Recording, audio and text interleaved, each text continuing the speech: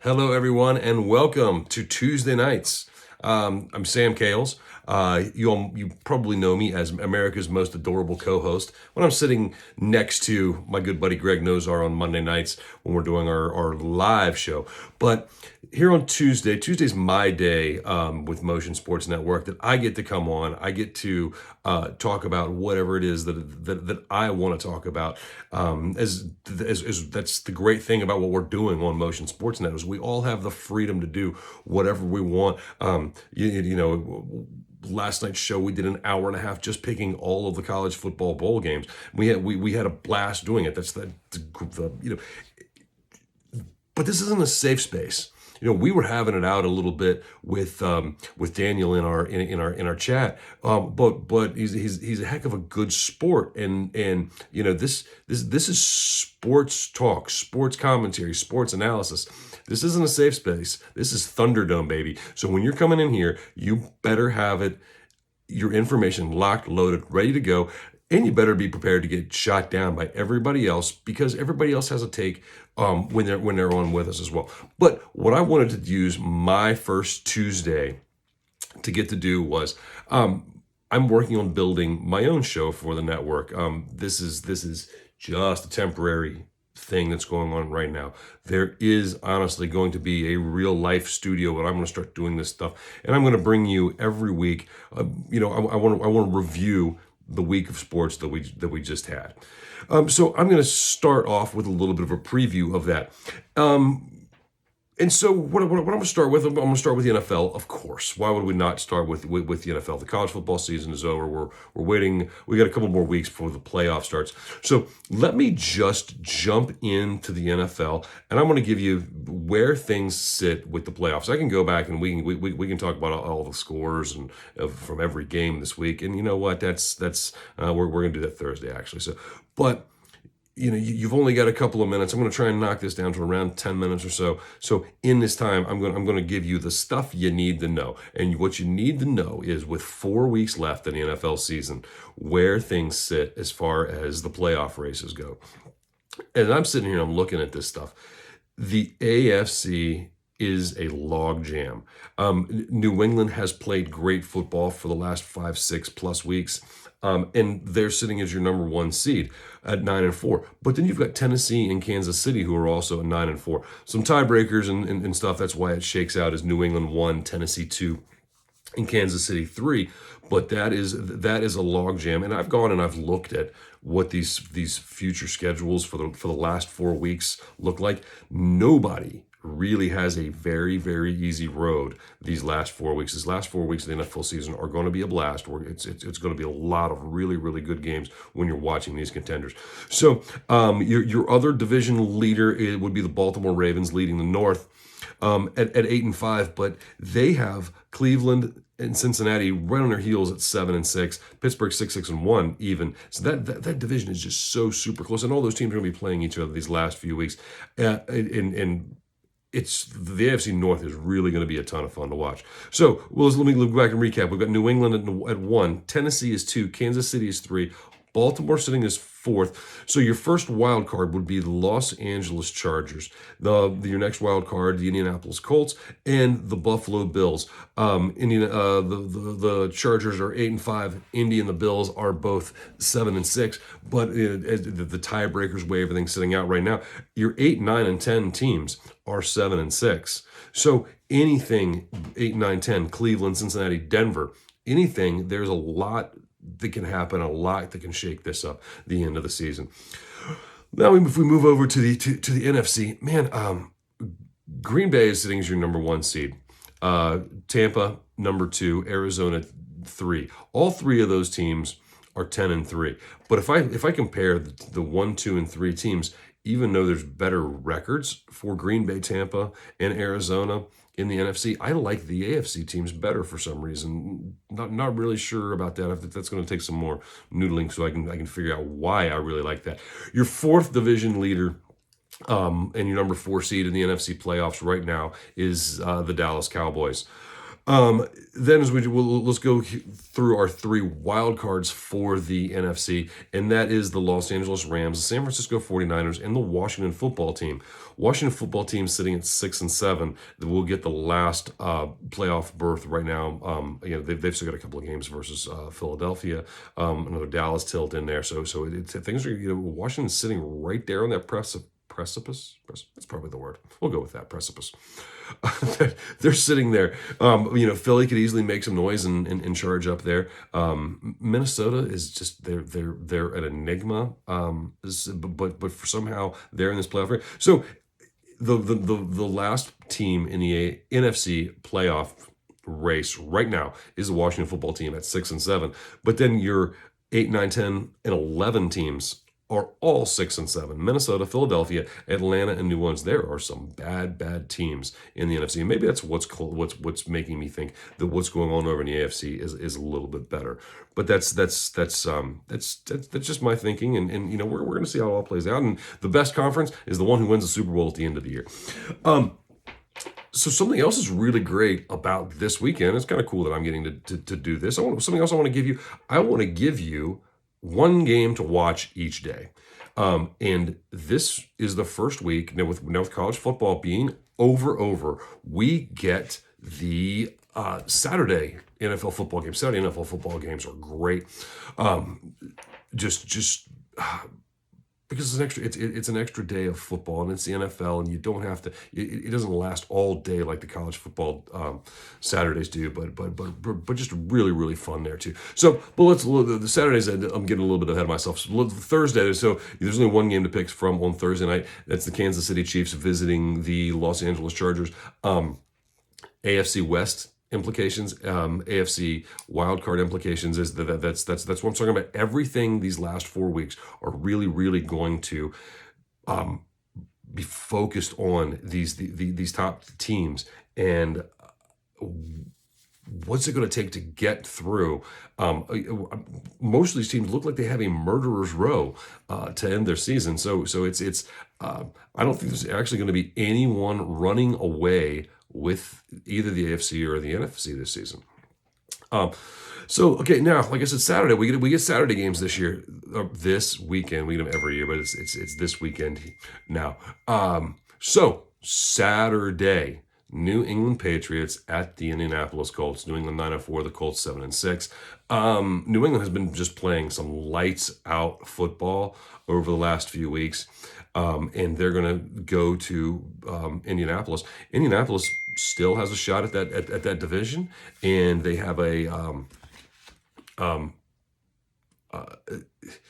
they're sitting in a wild card position right now for sure. So I like where Indy is, and Indy's a run the football kind of team, and this is, so for your first Saturday of football, getting the Patriots at the Colts is going to be a pretty darn good game. Let's jump to Sunday. Sunday. As I said, as we're getting toward the end of the season, a lot of these games look really good, but I'm only going to pick one, and that one I'm going to pick is Green Bay at Baltimore. How Green Bay keeps doing what they've been doing all season long with everybody says it's just Rodgers and he's carrying everybody, but he's got to have playmakers. He's got to be throwing the ball to somebody. He's got to have somebody running the ball and people are blocking for him, and his defense is playing defense. So they're doing great. Baltimore, a little bit of stuttering and stumbling, still leading the AFC North, but can they hold on to it? So that is a great game. Your 4:25 start. Green Bay coming to Baltimore this Sunday. Monday, as we get to Monday, only one game on Monday, and it's the Minnesota Vikings who are going to try and fight and claw their way into the playoffs, and they're in Chicago to take on Greg's Bears. Minnesota, you just can't say that this team has played a great season because they haven't. They're sitting at 6-7, but of course, neither is Chicago, who's sitting at 4-9. But Chicago has the chance to play a little bit of a spoiler, and I'm not going to put it past Chicago that they don't get to spoil a little bit for some teams here toward the end. So, all right, that was my quick thinking of what's going on in football and what's coming up in football, the NFL at least. So let me jump over to the NHL. I'm of the 4 major sports, I'm probably the biggest hockey fan So, I love I love hockey. It's just that simple. No two ways about it. So let me give you a little bit of some NHL standings. I'm not gonna run through and tell you every team where they sit and all the points and everything like that. I'm just gonna give you the top three, because your top three in each of your four divisions are going to be your automatic qualifiers to the playoffs. So let me do that. In the East, in the Atlantic, the Florida Panthers have 40 points. Toronto Maple Leafs 40 points as well. Tampa Bay Lightning 38 points. This point thing with number of games played and games in hand kind of thing. Way early in the season to worry about. Two teams tied at the top and one team just 2 points back. So that's just where things are setting. So let me I'm just trying to give you that so you can think about some teams to watch and some matchups to watch as you go throughout the week. Moving over to the Metro, the Washington Capitals have 49 points, Carolina Hurricanes 39 points, and the New York Rangers 39 points. Rangers are having themselves a pretty good season. And there was a lot of people early season that said the Rangers were going to be an improved team, and I definitely think they are. So as we go out west in the Central, the Minnesota Wild with 39 points, Nashville Predators have 35 points, St. Louis Blues 35 points as well. In the Pacific, Anaheim Ducks 37 points, Calgary Flames 36, Edmonton Oilers 32. This is going to get a little interesting with Calgary having quite a few games. I believe it was 3 games postponed due to a COVID outbreak in the team. So there's going to be some odd scheduling stuff that happens with Calgary down the road. But it's that West, that Pacific Division in the West. If you want to watch some teams that beat up on each other, that's where it happens. So okay, as I did with the NFL, I'm going to do the same thing. I'm going to pick one game every day. And I'm going to tell you, this is the one game you should be watching. Video's coming down a little bit late, but guess what? I picked a late game for tonight's game. Those New York Rangers that I told you, they're in Colorado to play the Avalanche. Colorado was a lot of people's early season Stanley Cup pick. Things are a little bit rough for them, but this, that's your game of the day for Tuesday. Wednesday, tomorrow's game of the day. The Washington Capitals will be in Chicago to face the Blackhawks. The Blackhawks are not having a good season, but the reason I'm telling you this is the game to watch is Alex Ovechkin versus Marc-Andre Fleury. 2018, when the Capitals won the Stanley Cup, they had to go through Marc-Andre Fleury and the Las Vegas Golden Knights to do it. Fleury, when he was with the Penguins, just absolutely stifled Ovechkin and the Capitals in the playoffs. And so even though Fleury's not playing on as great of a team with the Blackhawks this year as he's had, he's still a great goaltender. And for some reason, he just plays so well against the Capitals. So that's your thing to watch. Watch you some Ovechkin Fleury with the game there Wednesday night. Thursday, Vancouver Canucks will be visiting the San Jose Sharks. The reason I'm picking this as my game of the day is as I just said, is the Pacific Division. That is some rough, some heavy hitting kind of hockey. We here on the East kind of think, oh man, we've got the Capitals, we got the Rangers, we got the Islanders, the Bruins, Flyers, Penguins. These teams all beat each other up. They really like to wail on each other with some of these West Coast teams. Vancouver, Edmonton, San Jose, the Ducks. There's some really heavy, hard-fought games out west. Okay, let me give you a Friday game to watch, and I went with the Las Vegas Golden Knights and the New York Rangers. Rangers will be coming back home after their little bit of a West Coast trip there. So in this Rangers team is playing some good hockey. They're sitting in what would be a playoff position in the Metro right now. So that's definitely a team to keep an eye on as we get into the season. Rangers have been playing some better hockey at this time than they have any of the few previous years. Saturday. Okay, I'm gonna throw it. I'm gonna throw a little curveball here. I'm actually gonna give you 2 for Saturday, and the only reason is because Saturday night is hockey night in Canada. Where you're always going to get almost always going to get a matchup of 2 Canadian teams, and that is going to be this week, Toronto at Vancouver. watching Canadian teams just go at each other is some fun hockey. But the other game to watch, the Tampa Bay Lightning, kind of a quieter team this year than they have been. Your two-time Stanley Cup winning Tampa Bay Lightning, they're going to Colorado. Another chance to watch Colorado here, see if they can do some damage against an Eastern Conference foe. Sunday, the Pittsburgh Penguins and New Jersey Devils. The reason I'm giving you this game is because Pittsburgh has had a rough start of their season. They've picked it up here over the last few weeks, pulled them up to 33 points. I think they would qualify as a wild card, but again, way too early. The wild cards aren't going to be settled until April with the NHL. So don't think about that this early in the year. But this Pittsburgh team is playing better, and if you're going to play better, you have to win against some lower ranked teams, and in this case, that is the New Jersey Devils. Man, if my clock is right here, if I've already been rambling on for 15 minutes, I probably haven't. So let's say the clock is wrong and I'm right. So all right, let me give you some NBA. I'm not the biggest NBA guy. I used to really love the NBA. I'm trying to pay a little bit more of attention to it now. Greg's telling me it's a much better sport now than it was 2, 3, 4 years ago. So let me just very little that I know about the NBA. This is where I'm going with NBA games. Tuesday, this game has already started as I'm recording this, but whatever. Flip on some Golden State versus the New York Knicks. Tomorrow, Los Angeles Clippers and Utah. The Clippers are one of your better teams out west, and Utah's playing some good ball as well. Thursday, I'm going to give it a little bit of a local flair here as the Washington Wizards are playing in Phoenix. And it has been hard to live in this area and even think that we have a basketball team the way they have performed so poorly in about the last 10 or 15 years, outside of a couple playoffs. But this year's Washington team is better. And a chance to prove themselves against one of the better teams out west, the Phoenix Suns.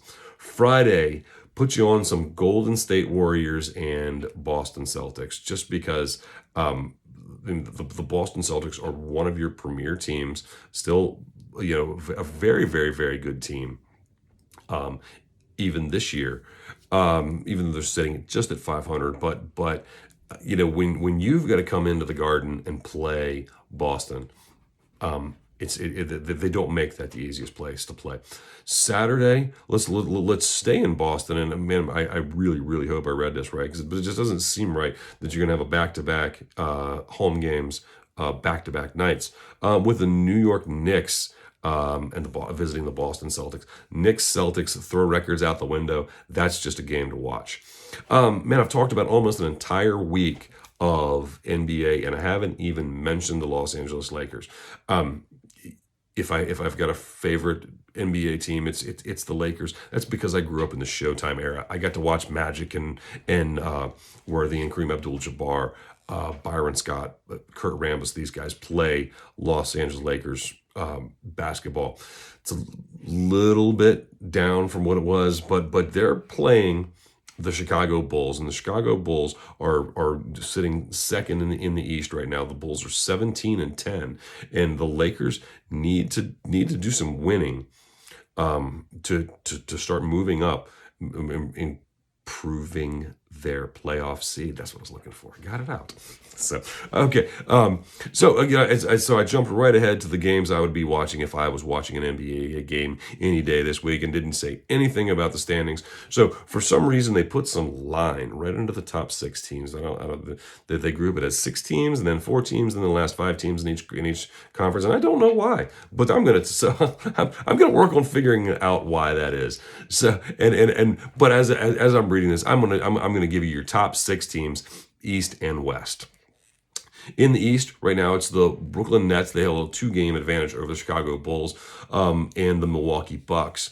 Cleveland Cavaliers is your 4th best team in the East. The Miami Heat are 5th at 16-12, and the Philadelphia 76ers at 15-13. Let me jump over to the West, and I'm going to do the same thing. And your best team in the NBA right now is the Golden State Warriors. They're 28-5, leading the West. Phoenix Suns. I told you to watch the Washington goes to play the Suns on Thursday night. The Phoenix Suns 21-5. I mean, they're right on the heels of the Golden State Warriors. Utah Jazz is another team I told you to watch this week.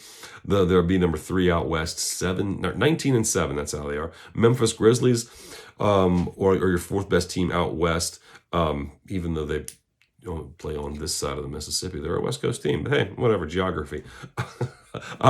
Man, I hope somebody else laughs at that. I'm just not laughing for myself, But that was rough. Sorry. Okay, so the Grizzlies are 4th in the West, even though they're in the East, Central Time Zone too. Go figure that one out.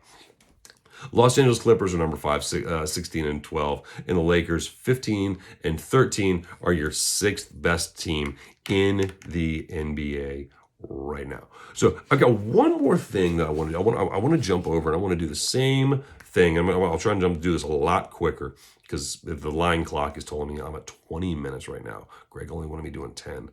So, hey, maybe we'll count this for this week's and this week. If I do overtime this week, does that count as next week's? Yeah, probably not. Really cracks the whip when us working here at Motion Sports Network. No, just kidding. Greg's a lifelong buddy, and this has been our life. We sit and we talk about sports and what would I do and what would he do and things like that. So I'm going to jump over and if you've been paying any attention to men's college basketball here early part of the season, no one wants to be number 1. Whoever gets ranked number 1 loses. So I'm going to give you that number. I'm going to give you the number 1 team when they play here later this week and see what's going to happen with them. Tuesday night, let's watch South Carolina playing at number 2 Duke. Actually, that might be South Carolina State. It's not going to be a good game for whoever's coming into Cameron Indoor Stadium. This is your early season. We're not in conference play in basketball yet. So just turn this game on. Get to enjoy Mike Krzyzewski coaching Duke in his last season, in one of the last times they get to really, really blow some teams out at Cameron Indoor. Tomorrow night, put on some UC Irvine as they're visiting number 10 USC. UC Irvine's one of those teams. If the name sounds familiar, it's because you see them every year, seemingly when in your bracket, picking your NCAA tournament wins, and so this is that early season pre-conference fodder. But you see some teams do a little bit of damage. Thursday. The only ranked team playing Thursday night is Duke again. So watch Duke. Same reasons. They're playing at home. Cameron Indoor, Mike Krzyzewski last season, blah, blah, blah. Friday, as I just talked about UC Irvine, Friday night, we don't have any ranked teams playing, but a very interesting matchup there is St. Mary's at San Diego State. Those names sound familiar. Again, same reason with UC Irvine. You're going to see a St. Mary's, you're going to see a San Diego State come tournament time, and they are teams that can do some damage and knock out some higher seeded teams. So catch them early season, so you got some insight when it comes to your picking your bracket come March. Yeah, it's March. We do that in March. It's March Madness. Okay, so Saturday. So I'm really going to throw it off here. Saturday is like your big day for college basketball, and as soon as the NFL season is over, these Saturday games in college basketball really get great. So let me just give you here's the little bit to watch all day long when you're bouncing around with the football. UCLA is traveling to UNC to play the Tar Heels. Gonzaga, number 5 Gonzaga is going to be traveling to play number 25 Texas Tech. USC number 10. I wanted you to watch USC playing Irvine earlier in the week. Saturday, watch USC as they come all the way cross country, playing Georgia Tech, playing an ACC team. Georgia Tech may not be your best ACC team, but they're still ACC basketball opponent. And when you come into ACC country, it's not the most friendly of atmospheres for people to play.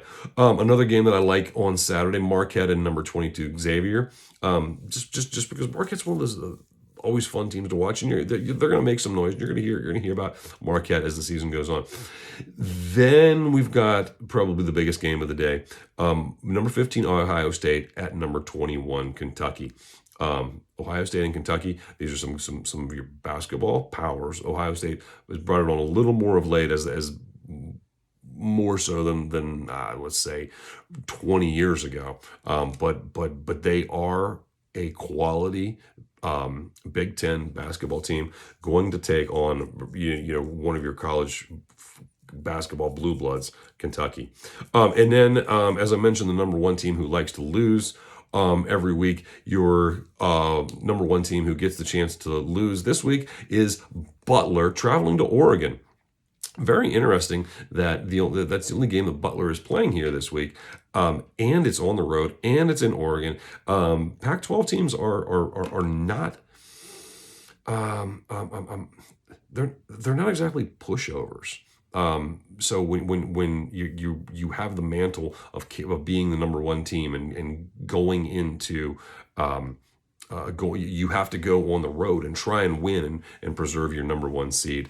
It could be a little bit of a task for Butler there as well. So let me jump over. I'm just going to give you your out of your AP top 25. I'm going to give you your top 10. That's Baylor, Duke, Purdue, who was last week's number one, UCLA. That's a team I would keep an eye on as the season goes on. Gonzaga, Alabama. Look at that. We've talked about Alabama so much through the college football season, and here they are sitting at number 6 in the AP.